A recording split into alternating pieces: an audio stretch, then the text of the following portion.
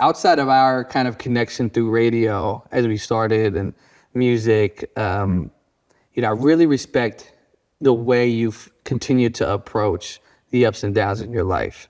And outside of the title and all of the stuff that you have done, which I say he is currently now has through quite a journey, a personality at Apple Music, working with people like Zane Lowe and Ebro and just the whole family. And so love to see the growth. But outside of the title and all of these things that we work towards achieving for whatever reason that we do, like who are you from your perspective looking in, like who are you and who's the essence of Eddie? I think the main principles I try to live my life by is just try to be a good person.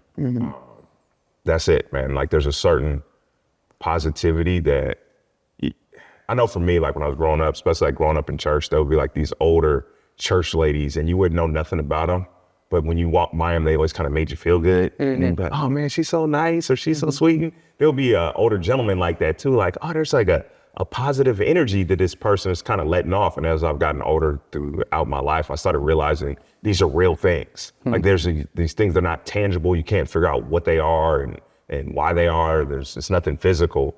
But I noticed through my journey, that's part of how I've achieved any level of success that I might have to this point. It feels like luck a lot of it, but it's manifestation and it's a certain energy that you put out there. Now the energy has to be followed by like hard work and actual talent and all these other things. Yeah. But what I strive to be on a day-to-day basis is just like a good person with drive and when it's all said and done, when I'm not on this planet anymore, I just want people that were around me. But he was all right dude, man. Yeah. That I think we have these aspirations at a younger age where we want to change the world and we want to be one of these figures like a Malcolm X or Martin Luther King or Gandhi or whoever they might be. And at a certain point, you might realize in your life, like maybe I'm not gonna have this global change. Who knows what can happen? Yeah. But what you can affect is the people around me. Yeah. So I'm purposeful with trying to be a positive example, but not just words, but by actions for the people in my inner circle. There's this old Tupac quote. He says, I might not change the world, but I might spark the mind that does. Right. And that always struck close to home with me. It's like, okay, maybe I can instill little changes with the folks around me. So I don't even know if this is answering the question. It is. But that's part of the makeup that drives me on a day-to-day basis. It's like, all right, let me put something out there that's a little bit, because it's tough out here, man. People, even through my journey, like I've had my moments where I've struggled. So if you can have these little people that are instilling nuggets in you, it's like that might get you through day one or day two, and then that something might spark and all that gets you to day 1,550 or something. And then being on a documentary with Quincy Jones and Dr. Dre, right? We'll get to that, but I think well, you said there's a couple of things to hit, man. I think there's a micro and macro to everything, right? Like an idea is the reason why, a major CEO is doing something or a corporation is doing something or the reason why people were saved or a war happened or whatever it may be, right? And it starts somewhere. And even if we're doing it, my perspective is always like, even if it's something small, it's going to have a reverberation, right? Every action has a reaction. And so I think where you're going with that, like regardless of like a global scale or an impact somebody has, like we all have an impact. And I think your impact, without you knowing it a lot of times, like you said, is just being somebody that's good to be around, your energy, like that really resonates. That changes people's energy. You can change a room and you do that. Anytime you go into a room, people know. You know what I mean? And that's because you have, the smile and the kind of like your laugh anybody can understand. But if you have something to say, it's going to be heard. And I think it's important to kind of like be present in that space. And you do that, and I think you do it because naturally you have just moved into these places of what you enjoy doing. And when you go to these parties, man, and there's the transition here, I think you'll understand. You go to these parties and you'll have these like super high, surface level conversations. What do you do? Where do you live? Whatever. And when you start talking about what you do, you can tell the people are like really enjoy it. And then they're like, man, it's so cool you do what you love. And in my vantage point, I'm like, what do you love? Why don't you just want to do it? So you do what you love. Yeah, I do. Like, what is that feeling like? And what was it for you that kind of like really brought you to a place where you feel comfortable in this space to be able to share what you love? So it's funny because initially how I got in this position, I don't know if you want to tell like my whole backstory, which is really, really long. It's like really long. You can condense it, TSL times. Yeah. So essentially, run with it how you want. Okay, long story short, a long time ago when I was a teenager, and I'll tell a quick version. I used to pray for like a job in music. Like I said, I don't know what to do, and I didn't have any direction. And as a young person, you're a teenager, you're delusional.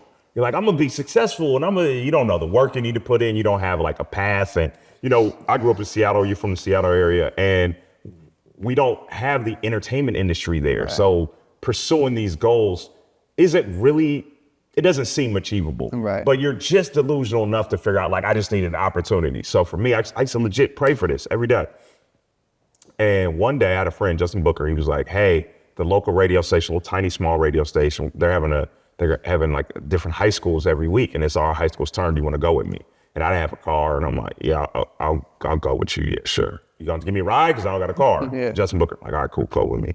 So fast forward, we go down to a little small black radio station called KRIZ. It's only, at the time, it was only on like an AM station. Mm-hmm. And the dude says, everybody say their name and what grade they're in. And I go, my name's Eddie. I'm a senior. And I said something. So like some out of a movie, the program director comes into the room. Who said that? I'm thinking like, maybe I'm in trouble. I'm kind of confused. And I was like, me? Hey, Frank P. Barrow's dude's name. Shout out Frank P. Barrow. Yeah. He's like, can you come record a commercial for me? So I was like, all right. So gives me a script, read it, know what I know now. Was not that good. But he put like this little bug in my head. And I was like, hey man, you think I could be a radio DJ? And he's like, yeah. And I'm like, I can be a radio DJ. Mm-hmm. So I was like, the spark. It was a spark hit. Yeah. So fast forward a year later, the bigger radio station has a contest for a DJ. It's like hundreds of people show up, and I ended up winning it. Yeah. But all that started way back then. It started with the prayer. Right. It started with the like, all right, how do I get in the music industry? Yeah. It was me going down to the radio station on some food, just being somewhere, and a friend's like, hey, do you want to go? Then the guy at the radio station was like, record this. Yeah, you could be a radio DJ. Yeah, so all this time, people are like there's these weird circumstances that are happening. The energy is coming to you now. And I'm like, all right, cool. Like, all right, perfect. I need to, this is what I need to do. You know what I'm saying? So in every step along the way throughout my journey, there's been these weird fork in the road moments where it's just like, I kind of just got to go for it, because this is the one of the last fork in the road moments I had that get me here. And I had kind of made up something in my head, and I was like, and somebody's probably said this before, but mediocrity will always be waiting. But you have these really brief moments to actually go for it. Mm-hmm. And I was like, what do you want to do? And the reason why mediocrity will always be there, because it's comfortable. Mm-hmm. And a lot of things you're going to have to, and we've heard a million CEOs say things like this, and it's like, what does that really mean? It just sounds like verbiage. Yeah. But throughout my journey, there's been these moments, and I've been scared. Mm-hmm. Like, I've been like, oh no, I don't want to do it. And I've had to have people talk me into it. Yeah, of course. Because I get to sit here with cameras in front of my face and talk to you, and you get to see a different version of my journey, like 20-something years later. Yeah, but when you're in it, you're like, oh my God, I'm about to quit my job. Do I want to do this? Right. So what was the question?